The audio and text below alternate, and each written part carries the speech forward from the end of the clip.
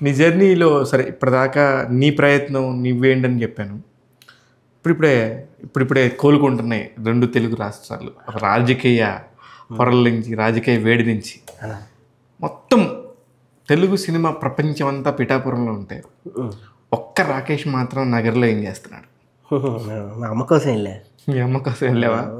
అదే మాట మొదటి నుంచి రోజా గారు మా అమ్మ అంతే. నిజంగా ఆత్మీయత, పదవులు ఏవి శాశ్వతాలు కాదు, అందరికీ తెలిసిన విషయం. నాకు వ్యక్తిగతంగా నాకు అమ్మ అయిపోయింది, ఎలా అయిపోయిందో తెలియదు. జబర్దస్త్ దైవ. అది నాకు కూడా సర్ప్రైజింగ్. ఎందుకంటే నాకు రోజా గారు చాలా అంటే చాలా క్లోజ్. నాకు రోజా గారు వాళ్ళ ఫ్యామిలీ గారు అందరూ. కానీ నిన్ను అలా ఓన్ చేసుకోవటం అనేది నాకు నిజంగానే అది నిజంగానా కొడుకులా అంటే నన్ను ఒక టైంలో జబర్దస్త్లో క్రూషియల్ టైం అన్న వివచ్చమైనటువంటి సిచ్యువేషన్లో నన్ను వెనకడి ప్రోత్సహించింది అన్న ఆవిడ. ఆ టైంలో ఎవరు కూడా మనకెందుకులే అనుకోవచ్చు, అందరూ అనుకున్నారు కూడా. నేను ఆ టైం ఎవరిదైనా తప్పు చేస్తే వాళ్ళు తప్పని నేను వాళ్ళని అన్నాను. ఆ టైం అయిపోయింది.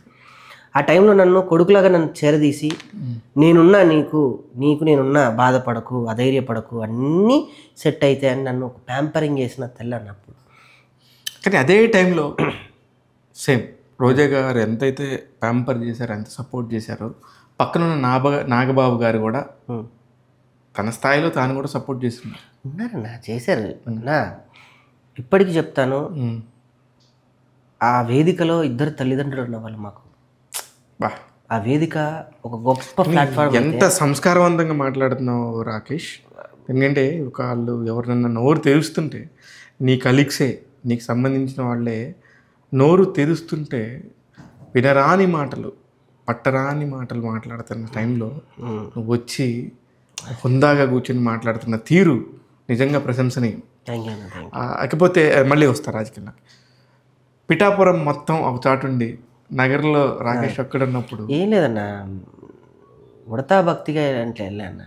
అది అంటే మనం నమ్మిన స్థితి ఏదైతే నేను రాజకీయాలు చేసేంత ఆలోచనలు నాకు లేవు. రేపు పొద్దున్న లేస్తే నా ఫ్యామిలీని చూసుకోవాలి, నా కెరియర్ చూసుకోవాలి, నా ప్రయాణం రేపు సినిమా అడుగులు, అంతే తప్ప రాజకీయాలు అంత వయసు లేదు, అంత స్థాయి లేదు, అంత బ్యాక్గ్రౌండ్ కూడా నాకు లేదన్నా. వ్యక్తిగా నేను ఆమెను అభిమానించాను, మిగతావన్నీ పక్కన పెట్టి వెళ్ళా అంతే. వెళ్ళి అక్కడ నుంచున్నా అంతే. ఆమెకున్న మంది బారబలంతో పోలిస్తే నేను అందులో ఒక చిన్న వ్యక్తిని. వెళ్ళి నుంచున్నా అంతే. ఆ టైంకి అక్కడ ఉండాలి అనుకున్న ఆమెతో ఉన్నాను, పలకరించాను, ఆనందపడ్డాను, వచ్చానన్న, అంతే తప్ప. ఎప్పుడు ఏమన్నా సలహాలు ఇస్తారా? ఇట్లా చేయొద్దమ్మా. నా కెరియర్కి ఆమె చాలా పూర్తి సలహాలు ఇస్తారన్న. నా పెళ్ళి దగ్గర నుంచి నా లైఫ్ కెరియర్, నేను ఒక టైంలో జబర్దస్త్ మానేద్దాం అంటే అంతా ఇదా, చెయ్యి, ఇంకా చేయాలి అన్న దగ్గర నుంచి ఎవ్రీథింగ్ నేను ఆమెను అడిగే సజెషన్స్ తీసుకుంటాను. నాకు ఒక్కడికే కాదన్న, రోజా గారి ప్రస్తావన వచ్చింది కాబట్టి చెప్తున్నా అన్న. మీరు అన్నట్టు నాకు కొన్ని బాధలు అనిపించినాయి. రాజకీయం నేను నా సినిమాలో కొన్ని వాక్యాలు ఉన్నాయి.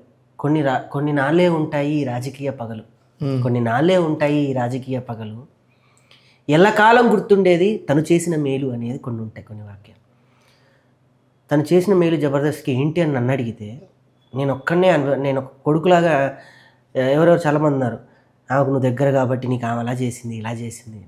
దగ్గరున్న నాకు కాదన్నా, నాతో ఎంతమందికి చేయించిందో నా చెయ్యికి తెలుసు. ఎంతమందిని తను చెయ్యి పట్టుకొని వెంకటేశ్వర స్వామిని చూపించిందో నాకు తెలుసు. కొండ దిగి వచ్చిన తర్వాత కొండంత అండగా నేను నీకుంటాను ఎంతమందికి ఎన్ని మాటలు చెప్పిందో నాకు తెలుసు.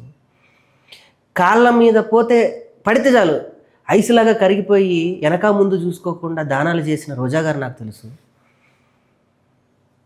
ఏడ్చుకుంటా ఆమె దగ్గరికి వెళ్ళి ఏదైనా ఆపద వచ్చిందంటే నిన్నన్న వ్యక్తి ఎవరని వాళ్ళ మీద వెనక ముందు చూడకుండా ఫైర్ చేసే రోజా గారు నాకు తెలుసు. ప్రేమిస్తే తన ప్రేమను కూడా పక్కన పెట్టి అమాంతం ఆ వ్యక్తిని ప్రేమించే రోజా గారు నాకు తెలుసు. నమ్మితే తన ఆస్తులైన అమ్మి న్యాయం చేసే రోజా గారు నాకు తెలుసు. నేనున్నా నీకు అని నాకే కాదన్నా, జబర్దస్త్లో ప్రతి ఒక్క వ్యక్తికి నిజంగా దైవ సాక్షి చెప్తున్నా, రోజా గారికి దగ్గర అయింది ఆమె జబర్దస్త్ నుంచి వెళ్ళిన తర్వాత నేను రోజా గారికి దగ్గర అయ్యాను. రోజా గారు ఆ సీట్లో ఉన్నప్పుడు ఎంతమంది ఆమెని ప్యాంపరింగ్ పొందారో ఆమెకు తెలుసు, ఎంతమంది ఆమె మేలు పొందారో నాకు తెలుసు, ఎంతమంది జబర్దస్త్ ఆర్టిస్ట్. కానీ ఇప్పుడు అయిపోయినాక ఏరు దాటాక తెప్ప తగిలేసే రకాలు అంటారు తెలుసా, అన్నీ. అంటే నేను ఎవరిని ఏ వ్యక్తిని గురించి మాట్లాడి నాకు అసలు సంబంధం కూడా లేదు. ఎందుకంటే ఆమె జర్నలిస్ట్, నేను ఒక జెన్యున్గా ఒక న్యూట్రల్ పాయింట్లో ఉంటాను. అందరూ అడుగుకుంటున్న క్వశ్చన్స్ నేను మిమ్మల్ని అడుగుతాను. అలా అలా అలా అలా అలా యథేచ్ఛగా మాట్లాడటం అనేది ఎంతవరకు కరెక్ట్ అంటున్నాను నేను. అన్న అది ఎవరి గురించి కూడా యథేచ్ఛగా మాట్లాడడం అని అంటే అన్నది అది వాళ్ళ వ్యక్తిగతానికే వదిలేద్దాం అన్న. ఎందుకంటే వాళ్ళు ఏమనుకుంటున్నారో, వాళ్ళని ఎవరు ప్రభావితం చేస్తున్నారో మనకి తెలియనప్పుడు వాళ్ళ గురించి కానీ ప్రభావితం చేస్తే ప్రభావితం అవ్వటం ఎంతవరకు సమంజసం? ఉంటారన్న, అవుతారన్న. నేను చూసా, చాలామందిని చూసా, చెప్పకూడదు కానీ చూసా, నేను నా కళ్ళారా చూశాను, పడ్డా. కానీ అన్న వ్యక్తిగా మనం ఎప్పుడూ గౌరవిద్దాం. నువ్వు ఒక సంస్థతో నువ్వు పోట్లాడుతుంటే ఆ సంస్థ నన్ను పోరాడుతావు, ఆ పాయింట్తో పోరాడు. వ్యక్తిగతంగా వ్యక్తి ఏ వ్యక్తిని కూర్చొని ఆ వ్యక్తిని తొక్కాలని ఎప్పుడు ఏ వ్యక్తి చేయలేదన్న. ఆమె అస్సలు చేయదన్న. ఆమె పొద్దున్న లేస్తే దైవాధీనంలో ఉంటుందన్న. ఆవిడ వెళ్ళే గుళ్ళు అంటే తిరుపతి వెళ్తుంది, అంటే తిరుపతి వెళ్తుంది. తిరుపతి వెళ్తే ఏదో విఐపి దర్శనంలో ఈ ఒక్కటి దర్శనం కాదన్న. దీని వెనకున్నది ఏంటి తెలుసా అన్న, ఈమె వెళ్తే ఈమెతో పాటు విఐపి దర్శనం కొంతమందికైనా ఇప్పించవచ్చు అని. అంతే. అది తెలియని చాలామంది మూర్ఖులు ఒక 5 గన్మ్యాన్లు వేసుకొని వెళ్ళి హడావిడి చేసేటువంటి కొంతమంది వ్యక్తులు ఉన్నారన్న. ఆ వ్యక్తులకి ఈ విలువలు తెలియట్లేదు. ఈవిడ నేనేమనుకున్నా తెలుసా అన్న, మా జబర్దస్త్ ఆర్టిస్టులకే విఐపి దర్శనం దొరుకుతుంది తిరుపతిలో నేను అనుకున్నా. కాదు, నగిరిలో నువ్వు ఎవరు వెళ్ళినా విఐపి దర్శనం జరిగిందన్న వాళ్ళకి. పాపా నేను చెప్పావబ్బా, మీకు ఆమె తీసుకెళ్తుందండి. వాళ్ళ ఇంటికి వెళ్ళి ఏమండి మేము దేవుడి దగ్గరికి వెళ్ళాలి అని అంటే, ఆ నియోజకవర్గంలో ఉన్న వాళ్ళందరికీ తిరుపతి దర్శనం జరిగిందన్న, బ్రహ్మాండం విఐపి దర్శనం. ఎప్పుడైనా వ్యవస్థను తిట్టు. వ్యవస్థ అనేది కమ్యూనిస్ట్ భావాల దగ్గర ఉన్నప్పటి నుంచి. కానీ ఆ జబర్దస్త్లో కళ్ళారా చూసి కళ్ళారా ఆమెతో కొన్ని సంవత్సరాల పాటు ప్రయాణం చేసిన మీరు ఎవరైనా ఉండొచ్చు. అంతగా తిడుతుంటే ఆమె ఎంత బాధపడి ఉంటుంది. చాలా అన్న, నాకే బాధ అనిపించింది అన్న, ఏడ్చానన్నా. అరే ఎందుకు అమ్మని అలా అంటున్నారు, ఆ గురించి వాళ్ళకి తెలుసు, అన్న వాళ్ళ గురించి తెలుసు, ఎందుకు అలా అంటున్నారు అని. నేను ఒకరోజు ఆమె నటన ముందు ఆమె కెరీర్ ముందు చాలా ఈజీగా మాట్లాడుతున్నారు. కానీ ఎక్కడ సర్పయాగం, ఎక్కడ చరిత్ర తెలుసు. ఆమె నటించిన సినిమాలు అంత లేవు మా వయసులో. నిజంగా చెప్పాలంటే బాలకృష్ణతో చేసింది, రోజా గారితో చేసింది. వ్యక్తిగతంగా పక్కన పెట్టన్నా, ఒక మహిళగా మన ఇంట్లో మన అక్కే కష్టపడి వెళ్ళి జాబ్ చేస్తుంటేనే అయ్యో పాపం అంటాం ఏనా, పక్కింట్లో ఆ తల్లి ఎవరు కష్టపడుతుంటేనో అయ్యో. అలాంటిది ఆవిడ మహిళ అయ్యి ఉండి మొహానికి మేకప్ వేసుకుంటేనే అవహేళన చేసిన రోజుల నుంచి ధైర్యంగా నుంచొని ఒక స్మైలీ క్యూన్ అనుకొని ఒక ఫైర్ బ్రాండ్ అనే ఒక బ్రాండ్ వేసుకొని ఒక సమస్యని ఒక సభలో ప్రస్తావించేటువంటి దాకా వెళ్ళి ఎన్నో అవమానాలు పడి ఉంటేనే కదా నన్ను జరిగేది. ఎంతో కొంత ఆమె మీద అరే మనం ఆమెతో కూర్చొని తిన్నాం, కూర్చొని మాట్లాడాం, ఆమెతో మనం సహాయం పొందాం, అలా అనొచ్చా అని ఒక్కసారి ఆత్మపరిశీలన చేసుకుంటే బాగుండేది అనిపించింది అన్న. నేనే ఇంత బాధపడ్డానే, ఆమె ఎంత బాధపడి ఉంటుంది. ఎప్పుడేనన్నా ఒక వ్యక్తి ఓటమి కన్నా కార్ల్ మార్క్స్ సిద్ధాంతాల్లో ఒకటి ఉంటుందన్న. తనంటూ తన బుక్లో ఉంటుంది, ఒక వ్యక్తిని నువ్వు గాయపరచాలనుకుంటే శారీరకంగా తనని తాకు, తన ఆలోచనలే కదా నేను ఇబ్బంది పెట్టిన, తన ఆలోచనల మీద దాడి చేయి. కరెక్ట్. ఇప్పుడు అన్ని వ్యక్తిగత దాడులు, వ్యక్తిగత దూషణలు అయిపోతున్నాయి, వ్యక్తిగత విమర్శలు. నువ్వు ఎమ్మెల్యే, నువ్వేం చేసావని అడుగు. అంతే. ఎక్కడికి వెళ్ళి ఏం చేసావు, కుళాయిలో నీళ్ళు రావట్లేదు అడుగు. అరే అవి పక్కన పెట్టి మనం ఆమెతో అంటే బయట వాళ్ళు అంటే వేరన్నా, మనం ఆమెతో ఉన్నాము. అదే చెప్తున్నా, బయట వాళ్ళు ఏమైనా మాట్లాడచ్చు. ఒక స్క్రీన్ మీదకి వచ్చిన నీ గురించి కానీ, ఒక రాజకీయ జనజీవన స్రవంతిలోకి వచ్చిన ఆమె గురించి కానీ, వ్యక్తిగతంగా ఒక ఓటేసే హక్కు ఎవరికైనా ఉంటది. ఇదే నువ్వు అమెరికాలో కానీ నువ్వు పక్కన కూర్చొని, నువ్వు పక్కన తిరిగి, నువ్వు పక్కన నీ ఫోన్ నెంబర్లు వాళ్ళ ఫోన్ నెంబర్లు మీరున్నోళ్ళు మాట్లాడుకోవటం ఎంతవరకు సమంజసం? బాగా అనిపించింది అన్న. అది కాలగర్భాల్లోన అవన్నీ శాశ్వతాలు కాదు. మళ్ళీ ఎదురుగా పడితే కళ్ళ ముందు కనబడితే అదే నవ్వులు. ఆవిడ అదే అంది. నేను ఒకరోజు చాలా ఫీల్ అయ్యి కోపంతో, నా వయసు కోపం ఉంటుందన్న, ఉండాలి.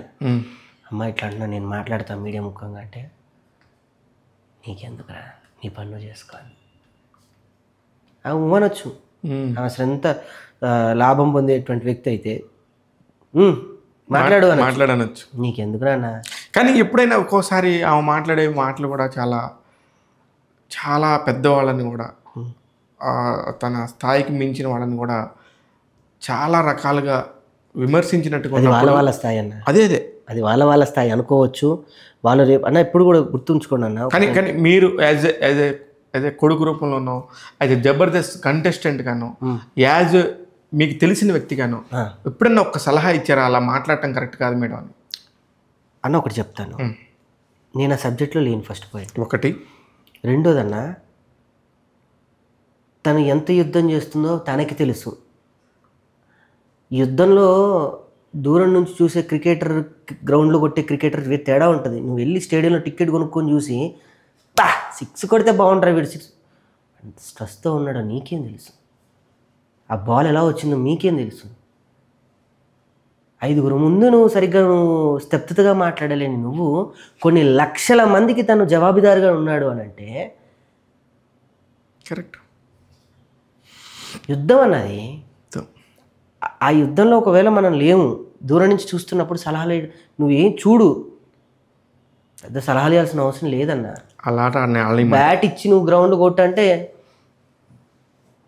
అని చూసి బెత్తరపోతాం మనం. 4 ముందు డైలాగ్ చెప్పడమే రాని వ్యక్తులు మనం సలహాలు ఇచ్చి, అంటే సలహాలు ఎప్పుడు ఇవ్వాలి అని అంటే అన్న, అంటే నేను ఇక్కడ కూడా అన్నది, కొడుకుగా జబర్దస్త్లో అన్ని సంవత్సరాలు మీరు పోరాటం చేసినప్పుడు మీకు సపోర్ట్ చేసిన ఒక వ్యక్తి గురించి మంచి చెప్పొచ్చు. ఇదే ఉదాహరణ అన్న. యుద్ధం చేసే వాళ్ళకి తెలుస్తుంది అన్న పెయిన్ ఏంటి, ఎలా మాట్లాడాలి. ఆమెను అన్నప్పుడు ఒక మహిళను అంటున్నావు అన్న ఒక ఇది కూడా లేకుండా, అంటే వ్యక్తిగత దూషణకి దిగినప్పుడు మీరు అన్నట్టు కొంతవరకు లిమిట్స్ ఉంటాయి. కరెక్ట్. అవి దాటి వెళ్ళినప్పుడు తనకు కుటుంబం, పిల్లలు ఉన్నారు.